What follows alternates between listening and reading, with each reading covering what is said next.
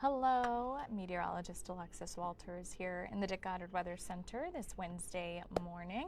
I'm going to go ahead and pull you up on Facebook right now, get this video rolling, so that way if anyone has any questions while I'm going along, you are welcome to drop them in the comments and I will answer as long as I see them. If I don't, I will respond after the fact, or you can always head to fox8.com.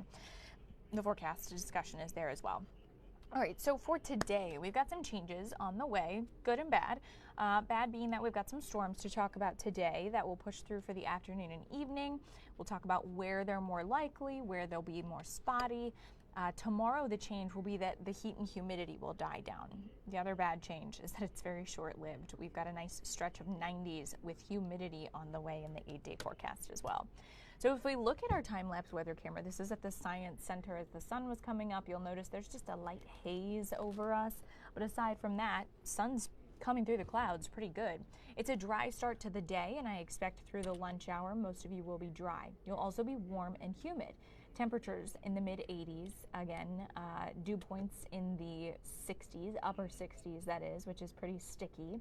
And then around 1, 2 o'clock, we'll begin to see some spotty to scattered showers and storms. Coverage and intensity go up around 3, 4, and then things die down as the sun goes down tonight. You could see a lingering shower through Thursday, however. Real quick, look at your dew points for you. Again, they'll be in the upper 60s. It's not the worst, but it's definitely not the best they could be. Again, though, tomorrow, dew points drop, and that's going to feel pretty good. At least for the second half of the day, the morning still is a little showery. The reason we're seeing these changes come today and tomorrow is because of this cold front, which is situated off to the northwest in southeastern Michigan currently.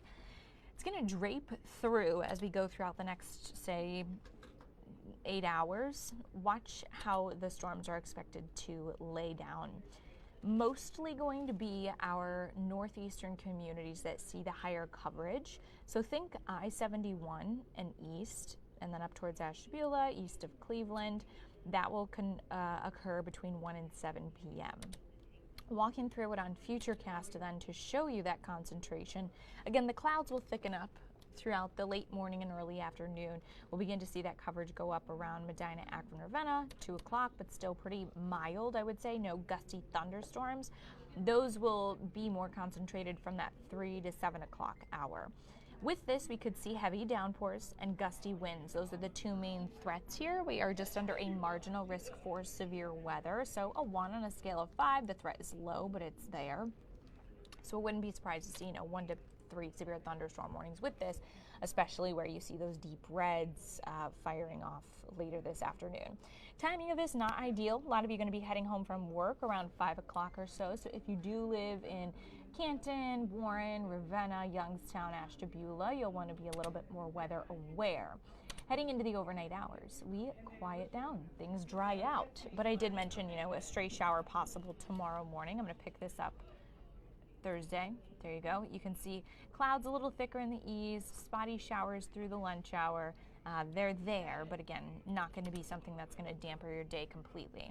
What will be a noticeable change is the temperatures and humidity. So we're going to be settled in the upper 70s as we head into the next couple of days. Now this weekend, we tap back into the 80s and eventually the 90s continue to expand. So we're going to see that heat expand north here at home. We're going to tap back into that heat and humidity for a good stretch the first week of August. Now another thing, we've been talking about the lack of rain that we've seen. We could definitely use some moisture in some areas. Now, drought monitor comes out on Thursdays. So tomorrow, hopefully with the concentration of showers and storms being mainly east of 71, this will die down a bit. Because right now from Mansfield up towards Ashtabula, we're under either abnormally dry or moderate drought conditions. So not everybody has seen below average rainfall, but most of us have. I know there have been some locally heavy downpours in the mix, but nothing widespread or heavy or long lasting, really through June and July. And then the 8-day forecast for you. There's that brief cool down Thursday, Friday. Then we stair-step our way back to the mid-80s on Saturday. Get the air conditioners cranked and ready to go. Overnight lows are going to be warm as well in the low 70s. Then after today and tomorrow, your next chance of showers and storms would be Monday and Tuesday of next week. Again, any questions, drop them in the comments, and I will do my best to answer. Meteorologist Jen Harcher will be in at noon, covering probably the beginning of these showers and storms for you as well, so you can tune in then. Until then, take care, guys.